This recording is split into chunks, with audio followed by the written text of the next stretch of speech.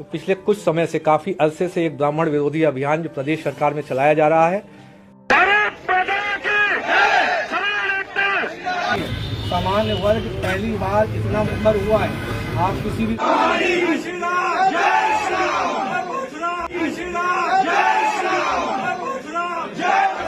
इसी का जो रेगुलेशन अभी आया है, जो 13 जनवरी का जो गजट है भारत सरकार का, उसमें सामान्य वर्ग के जो विद्यार्थी हैं, वो जो यूनिवर्सिटी में, उनको स्वघोषित अपराधी मान लिया गया है। नमस्कार, आप देख रहे हैं दूरदृष्टि टाइम और मैं हूं सचिन पाटिल। 26 जनवरी 2026 को जहां संपूर्ण भारत अपना गणतंत्र दिवस धूमधाम से मना रहा था, वहीं नाथ नगरी बरेली के सिटी मजिस्ट्रेट अलंकार अग्निहोत्री के यूजीसी के विरोध में दिए गए इस्तीफे ने एक नए अध्याय का आरंभ कर दिया है। जहां पहले यूजीसी एक्ट का विरोध हो रहा था, उसी के साथ साथ अब SC/ST एक्ट व आरक्षण संबंधी कानूनों का भी विरोध होना प्रारंभ हो गया है। पेश है इस पर हमारी खास रिपोर्ट। ये आरक्षण संबंधी मुद्दों पर चर्चा के लिए हमारे साथ बरेली कॉलेज की राजनीति विभाग की प्रोफेसर हैं डॉक्टर नीलम गुप्ता जी। आइए उनसे जानते हैं कि ये जो आरक्षण शब्द है, जो भीमराव अंबेडकर जी द्वारा संविधान में कब प्रारंभ हुआ और कैसे प्रारंभ हुआ? देखिए, आरक्षण शब्द को एक तरह से हम यदि ये देखें कि जहाँ पर बहुल समाज होता है, बहुत तरह के जाति, नस्ल, धर्म और कहना चाहिए कि बहुत लेयर्स में समाज की हम जब एक बात करते हैं उसकी सामाजिक संरचना की, तो समाज के सभी वर्गों को एक मुख्य धारा में रहे, सभी को विकास का एक समान अवसर प्राप्त हो। जो हम किसी को वंचित वर्ग ना कह पाएँ, उन्हें एक मुख्य धारा में लाने के लिए उन्हें संविधान में डॉक्टर भीमराव अंबेडकर जी के द्वारा आरक्षण की व्यवस्था का प्रावधान किया गया।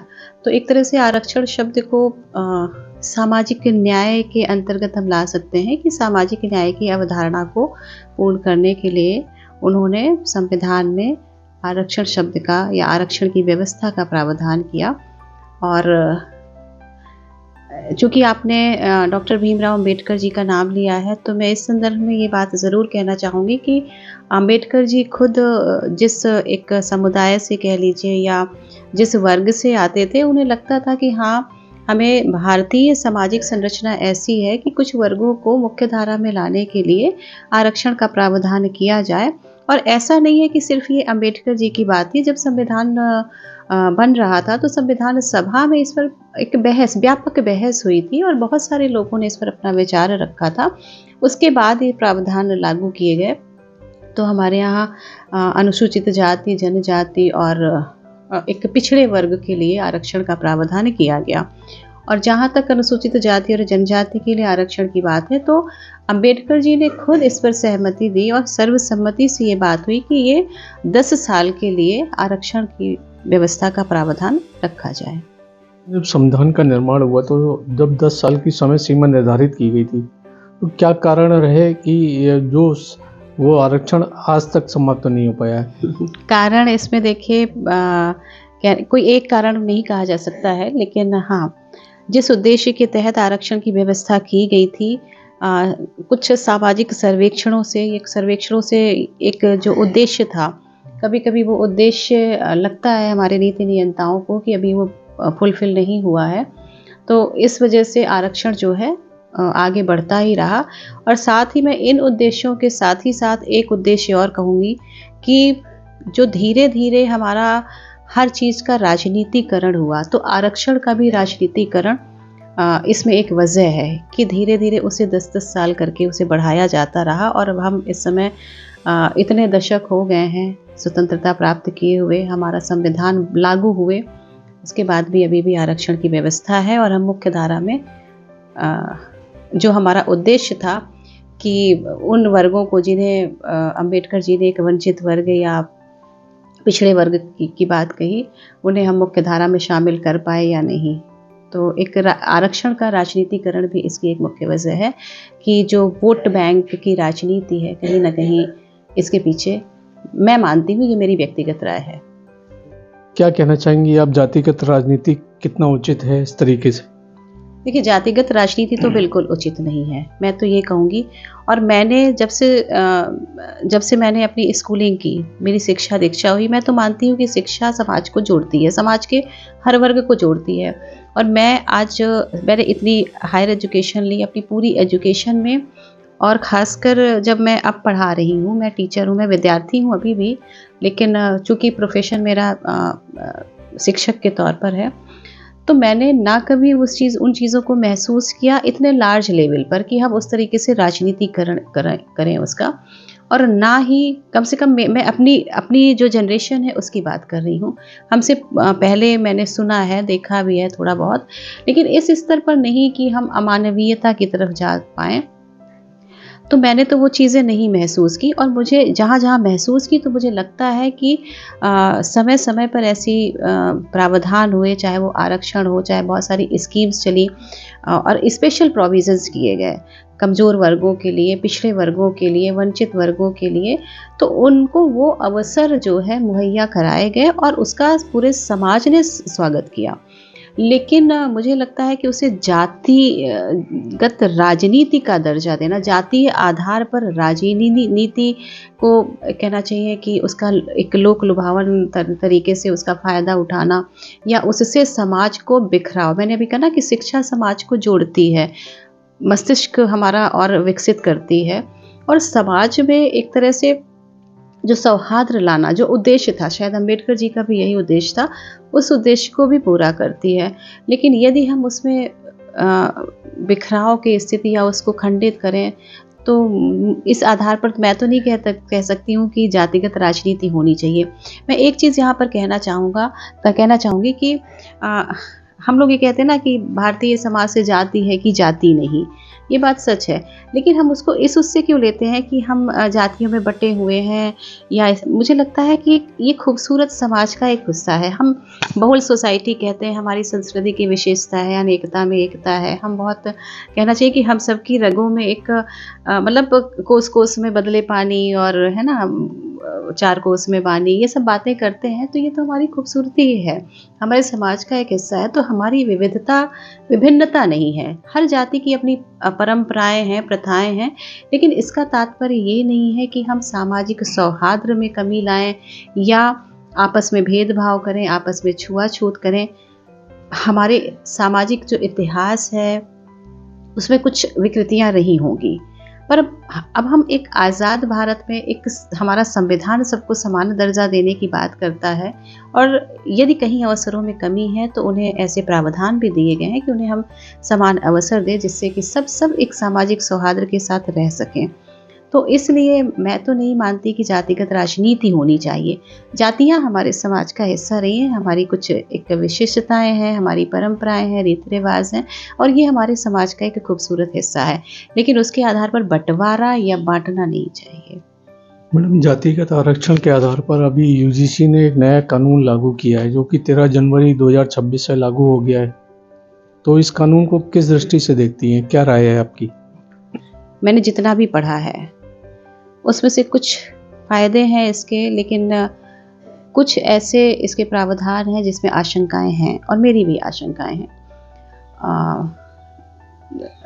देखिए, इसको एक इक्विटी एक्ट का नाम दिया जा रहा है, लेकिन इसके प्रति जो आशंकाएं हैं, ये बात सच है कि ठीक है, निसंदेह तो कुछ गुणवत्ता बढ़ेगी, मानकता उसकी बढ़ेगी, स्वायत्तता बढ़ेगी, शोध पर एक ज़्यादा केंद्रित है। लेकिन जो आशंकाएं हैं, जिसका विरोध भी हो रहा है, इस समय काफ़ी विरोध भी हो रहा है, उसमें है कि इक्विटी के नाम पर देखिए कुछ खूबसूरत शब्दों का इस्तेमाल करके हम कभी-कभी ना बहुत कन्फ्यूज़न भी क्रिएट हो जाता है। हम इक्विटी, इंक्लूज़न, क्योंकि नई शिक्षा नीति में इंक्लूज़न पर बहुत जोर दिया गया है, तो इन जैसे शब्दों का इस्तेमाल करके कहीं-कहीं हमें देखना चाहिए कि इंक्लूज़न के नाम पर कहीं हम फिर से कुछ को अलग तो नहीं कर रहे हैं। तो उसमें ये है, वही चीज़ है, चूँकि आपने इसको आरक्षण से कोरिलेट करके मुझसे पूछा है, तो मैं ये कहना चाहूँगी कि उसमें एक जो प्रोविज़न है इक्विटी के नाम पर कि जो शैक्षिक संस्थान हैं वहाँ पर समान अवसर केंद्र बनाए जाएं, और जो SC, ST और OBC, चूँकि OBC को पहले नहीं शामिल किया गया था, तब भी विरोध हुआ, और बाद में ओबीसी को शामिल कर लिया गया इसमें। तब सवर्णों का एक विरोध शुरू हो गया कि उनको किसी भेदभाव का सामना ना करना पड़े, उनके खिलाफ कोई कहीं ना कहीं जो भेदभाव सामना मतलब किसी भी तरह का सामना ना करना पड़े, तो इसलिए वो शिकायत कर सकते हैं, कानूनी कार्रवाई होगी उनके खिलाफ। फिर जो भी आरोपी एक शिकायत जिनके खिलाफ मानी जाएगी, तो इस आधार पर विरोध हो रहा है कि इस कानून के दुरुपयोग होने के चांसेस हैं। हालांकि मैं अपना व्यक्तिगत जो ओपिनियन है वो आपको ज़रूर बताऊंगी। मुझे लगता है कि अभी मैंने बात की कि शिक्षा जोड़ती है, और जब हम शैक्षिक संस्थानों से ही भेदभाव की शुरुआत कर देंगे तो कहीं ना कहीं इसका दुरुपयोग तो होगा।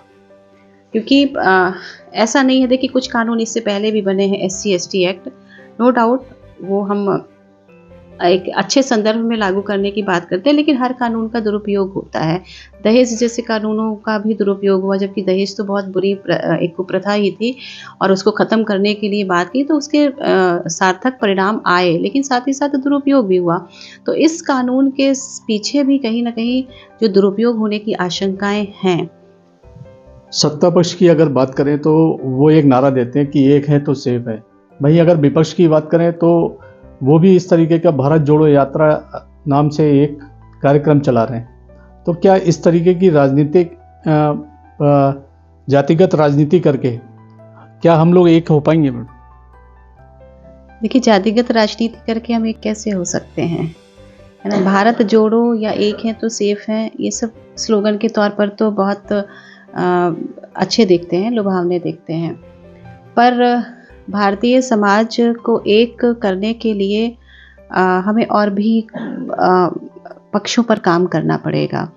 और मुझे नहीं लगता कि जिस तरीके से हम जातिगत आधार पर बिखराव की तरफ जा रहे हैं, जहाँ पर जा रहे हैं वहाँ पर हमें काम करना पड़ेगा। समाज के स्तर पर, शिक्षा के स्तर पर, है ना, और योजनाओं के स्तर पर, हर स्तर पर हमें, और सबसे बड़ी चीज़ है शिक्षा के स्तर पर। शिक्षा के स्तर पर मुझे लगता है कि हम इन चीज़ों को ख़त्म कर सकते हैं, और काफ़ी हद तक हमने इसमें सफलताएं भी पाई हैं।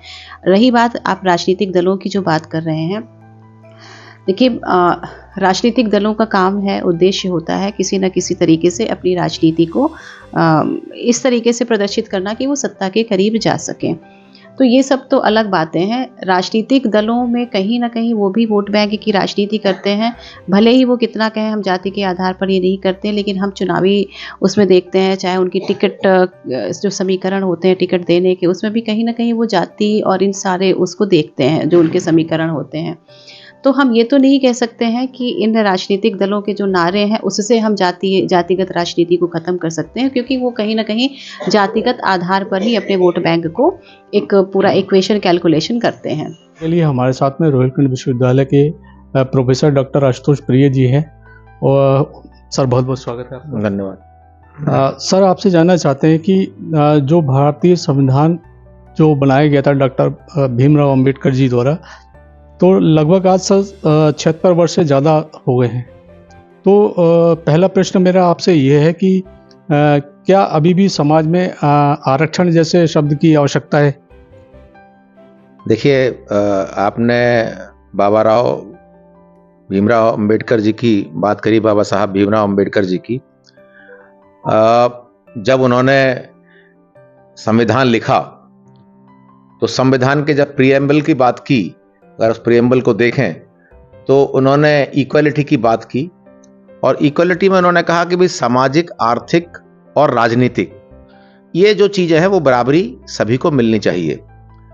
आरक्षण आज जरूरी है या नहीं, या उसका आधार क्या होना चाहिए, या किस प्रकार से आरक्षण होना चाहिए, आपने SC/ST एक्ट की बात की। सारी चीजें अगर हम एक समग्र उसमें देखें तो कहीं पर जरूरत भी है, कहीं पर जरूरत नहीं है। और जब बाबा साहब भीमराव अंबेडकर जी ने इस चीज को शुरुआत की थी तो उन्होंने कहा कि शुरुआत में इसे 10 साल के लिए किया जाए, ताकि जो लोग बराबरी में नहीं है या जिनके पास अपॉर्चुनिटी बराबर नहीं है, जिनको अवसर प्राप्त नहीं हो रहा है, उनको अवसर प्राप्त हो, ताकि वो एक समानता के साथ खड़े हुए। अब आज इतने वर्ष हो गए जैसा कि आपने कहा, लेकिन आरक्षण का मुद्दा या आरक्षण की जो चिंगारी है या आरक्षण का जो एक विषय है वो बार बार आता है, बार बार हम उस पर डिस्कशन करते हैं कि वास्तव में अब इसकी ज़रूरत है या नहीं है, वास्तव में आरक्षण होना चाहिए या नहीं होना चाहिए। मैं मानता हूं कि आरक्षण होना चाहिए, लेकिन आरक्षण का स्वरूप बदलना चाहिए। आरक्षण किसको मिलना चाहिए और क्या जिन लोगों को आरक्षण मिला उन्होंने उसका उतना फायदा उठाया या किसी ने नाजायज फायदा तो नहीं उठाया, या ऐसा तो नहीं है कि इससे कहीं हमारे समाज में द्वेष बढ़ने लगा है। इस सब चीज को देखते हुए ही इसकी प्रासंगिकता की बात की जा सकती है। हम सिरे से एकदम ये नहीं कह सकते कि अब इसकी जरूरत नहीं है, या हम सिरे से ये भी नहीं कह सकते कि इसकी जरूरत है। सर, एक प्रश्न और जानना चाहूँगा। जब संविधान का निर्माण हुआ था तो आरक्षण की समय सीमा 10 वर्ष निर्धारित की गई थी, लेकिन वर्तमान में आरक्षण अभी तक चला आ रहा है। क्या कारण रहे सर इस आरक्षण के जो अभी तक चला आ रहा है? देखिए, अगर बहुत सही शब्दों में कहा जाए तो इसके कारण राजनीतिक थे। राजनीति के लोगों ने उसको अपना एक कह सकते हैं हथियार बनाया, जिसके द्वारा उन्होंने वोट की राजनीति की। उन्होंने लोगों को भ्रमित किया कि भाई आप इस जाति के हैं, आप इस जाति के हैं, आप इस जाति के हैं। मतलब कभी मैं अंबेडकर साहब की जब बात करता हूं तो मैं मानता हूं कि साहब वो बहुत ही ज्यादा उन्होंने एक ऐसा विचार लेकर चले थे कि वास्तव में ये सब चीज खत्म हो। लेकिन क्या अब क्या लग रहा है, क्या उसकी जड़ें खत्म हुई? ये तो और गहराती जा रही हैं जिस तरीके की बात की जा रही है। अगर ये जड़ें गहराई होती जा रही है तो इसका मतलब हमारा इंप्लीमेंटेशन कहीं ना कहीं सही नहीं था, सही नहीं है, और उसके लिए बहुत विचार की जरूरत है, ऐसे स्टेप्स की जरूरत है जिनसे कि ये हो कि हम वास्तव में बराबरी करें। आप कई जगह देखिए, मैं तो बच्चों के बीच में रहता हूं, समाज में कई जगहों के जाता रहता हूं। ये जो एक हम कहते हैं जो एक दूसरे के साथ कहीं कहीं कहते हैं भेदभाव हो रहा है, जिस भेदभाव वर्ड कहते हैं, वो भेदभाव इस तरीके का नहीं है। लेकिन अब क्या है, जैसे हम मनुष्य हैं तो मनुष्य क्या सोचता है कि भाई मुझे फायदा मिल रहा है तो मैं इसके प्रति या इसके खिलाफ या इसके पक्ष में क्यों बोलूं। उस तरीके की चीज होती है तो लोग उसका फायदा उठाने की कोशिश करते हैं। मैं आपको बताऊं कि बहुत सारे लोग ऐसे हैं जिनको आरक्षण का फायदा मिला और वो काफी अच्छे लेवल पर पहुंच चुके हैं। तो क्या ऐसा नहीं कर देना चाहिए कि जिन लोगों को उस लेवल पर आने का मौका मिल चुका है वो सामान्य माने जाए, सामान्य माने जाए। अभी मैं सवर्ण नहीं कह रहा हूं, सवर्ण एक अलग शब्द है कि सामान्य और सवर्ण में बड़ा अंतर है। अगर हम लोग वैसे बात करें तो हम सामान्य वर्ग कहते हैं, तो सामान्य माने जाए। और जब सामान्य सभी हो जाएंगे धीरे धीरे तो फिर कोई भी भेदभाव नहीं रह जाएगा। और यही मुझे लगता है कहीं ना कहीं अंबेडकर जी की मंशा थी कि भाई सभी को बराबर लाया जाए, और इसीलिए आरक्षण उस समय जरूरी था। आज भी प्रासंगिक हो सकता है उन लोगों के लिए जो वास्तव में उस बराबरी का या उनको इक्वल अपॉर्चुनिटीज नहीं मिल रही हैं। और वो क्या कहा गया, सामाजिक रूप से, आर्थिक रूप से और राजनीतिक रूप से। तो उनको सामाजिक, आर्थिक और राजनीतिक पैमानों पर अगर इतना चांस मिल चुका है और वो इस लेवल पर आ चुके हैं कि अब उनको इसकी जरूरत नहीं है, तो उनको सामान्य मान लेना चाहिए, जिससे कि ना तो जाति रहेगी, ना इस तरीके के कोई भेदभाव रहेंगे, और जिससे समाज में द्वेष पैदा नहीं होगा। मुझे लगता है कि इस तरीके की बातें कभी जो है वो द्वेष पैदा करती हैं। आज जो बात हो रही है कि कुछ लोग जो हैं उसके समर्थन में आ रहे हैं, कुछ लोग उसके विरोध में खड़े हो रहे हैं। जो समाज अब इन सब चीजों से दूर होता जा रहा था, उसके बीच में एक नई चीज लाकर ये जो है, मुझे लगता है कि सही कदम नहीं था। सरकार इसके बारे में सोचेगी।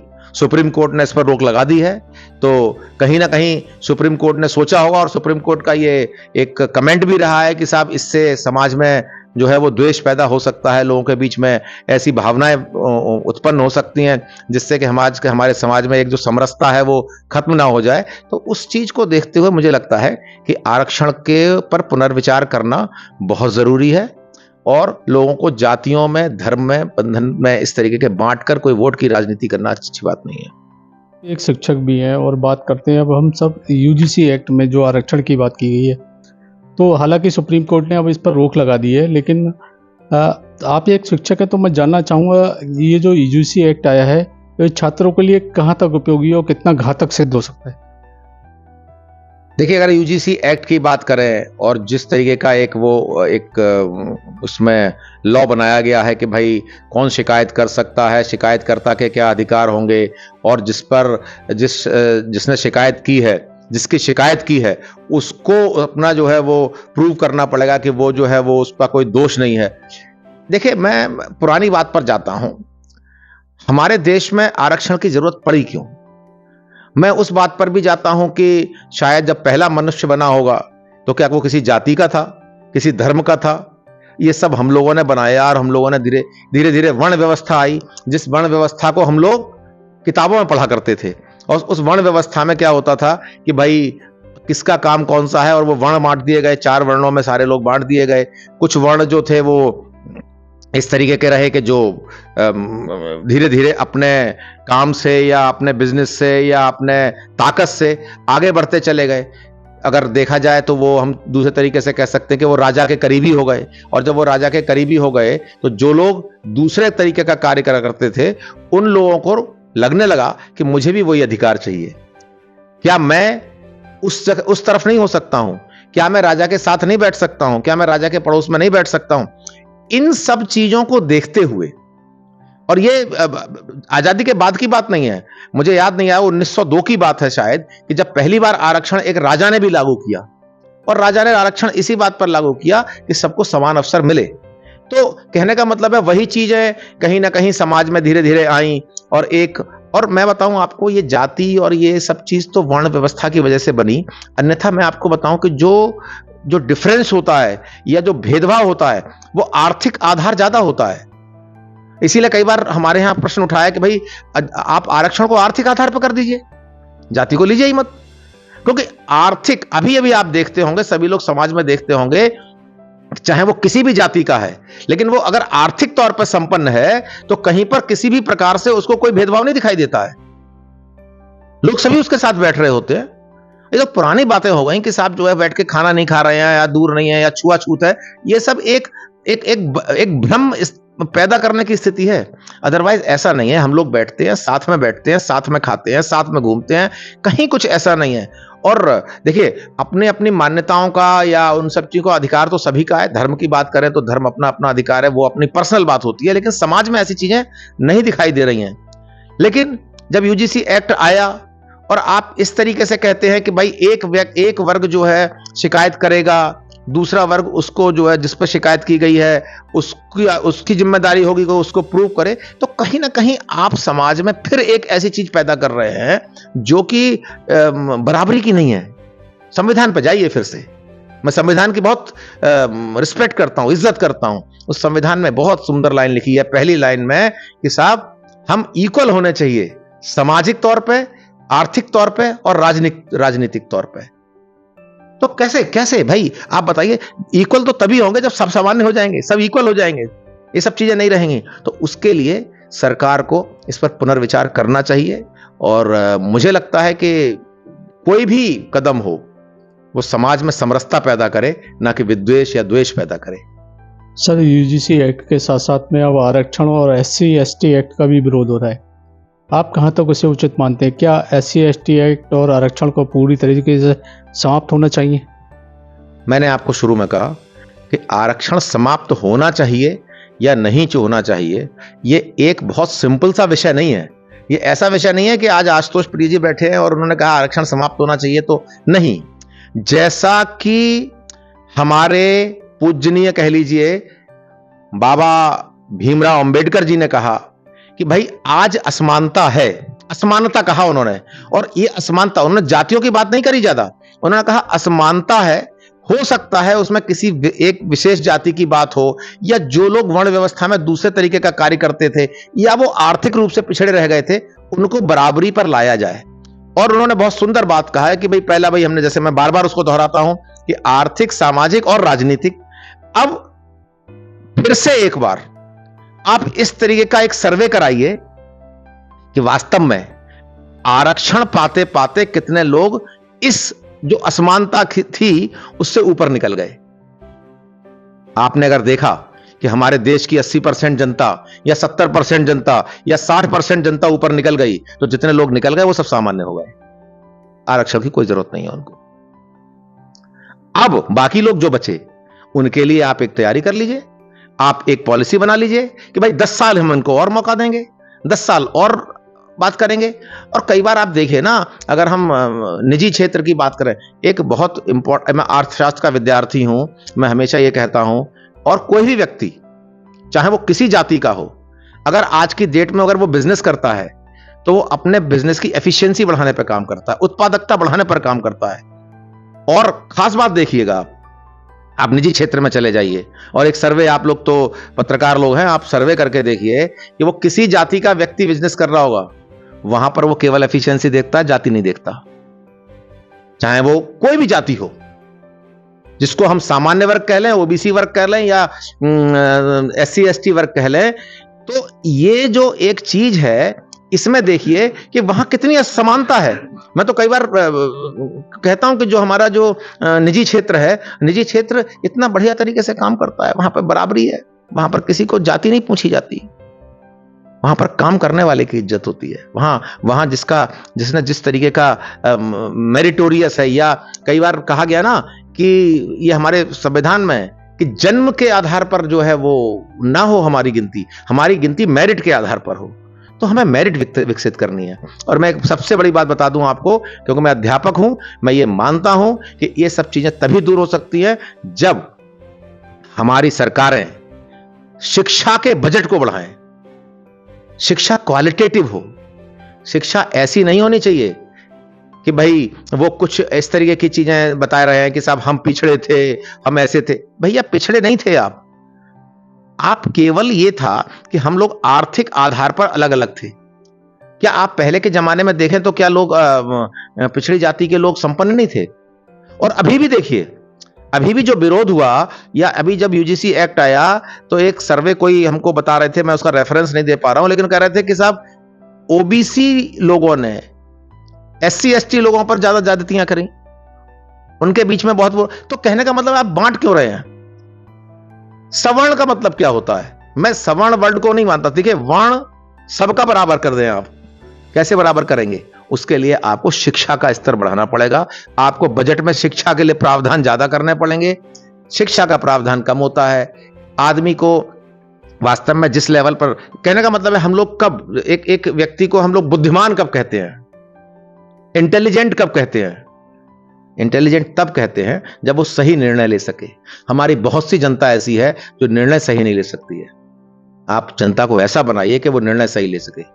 आरक्षण की कोई जरूरत नहीं पड़ेगी। हाँ, मैं ये कभी नहीं कह रहा हूं, मैंने जैसे बताया, आज एक फिर सर्वे होना चाहिए, आज इस तरीके से फिर ढूंढना चाहिए कि वास्तव में कितने लोग नीचे रह गए। अगर वो आर्थिक आधार पर हैं तो उनको आप अपॉर्चुनिटी दीजिए, उनका स्किल डेवलपमेंट कीजिए, उसके बाद उनको इस लायक बनाइए कि वो अपने लिए एक अच्छी रोजी रोटी कमा सकें और वो सबके बराबर आ सकें। इस चीज पर ध्यान देना है, ना कि इस चीज पर ध्यान देना है कि वोट किसका ज्यादा है या वोट किसका कम है। एक चीज़ सर आपसे और जानना चाहूँगा, जब आरक्षण को लेकर इतना विद्वेष चल रहा है, इतनी बातें हो रही हैं, तो सर आपकी नज़र में आरक्षण किस आधार पर होना चाहिए और क्या इसका आधार होना चाहिए? बहुत सुंदर प्रश्न आपने किया कि वास्तव में आरक्षण का आधार क्या होना चाहिए।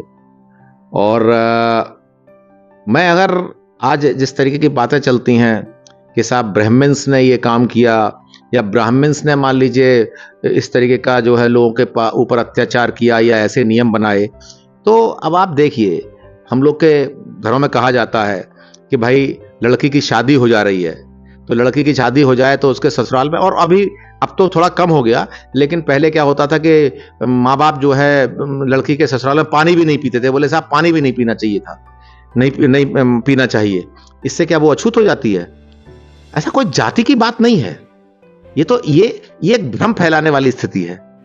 अगर देखा जाए तो चीजें आर्थिक ही हैं, और आर्थिक आधार पर अगर चीजों, आज आप बताइए, मैं आपने कभी देखा भी होगा, आप ऐसी खबरें भी मैंने सुनी कि अगर कहीं पर कूड़ा सफाई के लिए या सड़क सफाई के लिए जो है पोस्ट निकलती हैं, स्वीपर की पोस्ट निकलती हैं, तो ब्राह्मण्स ने भी अप्लाई किया। और हो सकता है अगर आप ढूंढेंगे तो बहुत से ब्राह्मण्स इस तरीके का काम कर रहे होंगे। तो इसका मतलब क्या है? अब आप एक बताइए, बाबा साहब भीमराव अंबेडकर ने संविधान बनाया, उनको कैसे मौका मिला होगा संविधान बनाने का? सभी लोग बैठे होंगे ना। यानी कि कितना समाज आगे था कि उनको मौका दिया कि आप बनाइए। उसमें सभी थे, सभी जाति के लोग थे, चेयरमैन वो थे, और उनको मौका दिया गया। और सभी लोग बड़े पॉजिटिव थे कि सब में समानता आनी चाहिए, और उस चीज को लेकर, उस ऑब्जेक्टिव को लेकर आगे बढ़ा। हां, लोगों ने उसका गलत इस्तेमाल किया, वोट की राजनीति शुरू कर दी, उसे वोट बैंक बनाना शुरू कर दिया। और वोट बैंक बनाना शुरू इसलिए कर दिया कि वास्तव में कि किस जाति के लोग ज्यादा हैं, किस जाति के लोग कम हैं, इस आधार पर इसी चीज करने लगे। तो मेरा मानना है कि आरक्षण का आधार या अवसर का आधार, आरक्षण भी, जो एक आरक्षण वर्ड हटा दीजिए, अवसर का आधार आर्थिक उस पर होना चाहिए। क्या आज कोई ब्राह्मण आपको ऐसा नहीं मिलेगा कि जो है, या मान लो सवर्ण जाति की बातें करें तो सवर्ण जाति में लोग ऐसे नहीं मिलेंगे जो गरीब हैं, जिन पर खाने के लिए नहीं है? नहीं, वो भी हैं। तो मेरे कहने का मतलब है, समाज में, समाज को समग्र समाज की तरह देखें आप, और समग्र समाज की तरह अगर आप देखेंगे तो निश्चित रूप से आरक्षण का आधार आर्थिक हो तो ज्यादा अच्छा है।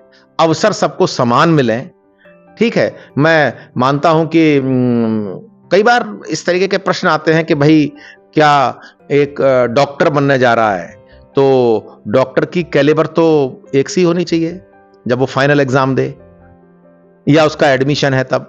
तो मेरे कहने का मतलब है, अवसर मिलना चाहिए जिसमें कि हम मेरिट को प्रूव करें, ना कि जाति के आधार पर या किसी के आधार पर। जाति मैं मानता हूं समान है सभी लोग। ये विषय ऐसा है कि हमको मानना है, जब हम मानने लगे कि हम सभी समान हैं तो फिर डिफरेंस कहां रहा? डिफरेंस क्यों कह रहे हैं आप? इसीलिए ये जो यूजीसी एक्ट की बात करते हैं या जिस तरीके की चीजें हैं, ये विघटन पैदा कर रही हैं। आज क्या हो रहा है, आदमी फायदा लेने की बात कर रहा है। और मैं आपको बताऊं, वो वाली बात होती है, सभी लोग नहीं है, हम सब लोग मिलकर रहते हैं, समाज बहुत अच्छे से मिलकर रह रहा है। मैं लोगों के बीच में, इस यूजीसी एक्ट के बाद मैं लोगों के बीच में बैठा, लोगों के बीच में बैठ के बात करते हैं, तो मैं आपको बता दूं, बहुत से हमारे पिछड़ी जाति के साथी हैं या अगड़ी जाति के साथी हैं, वो सब कहते हैं यार ये गलत है।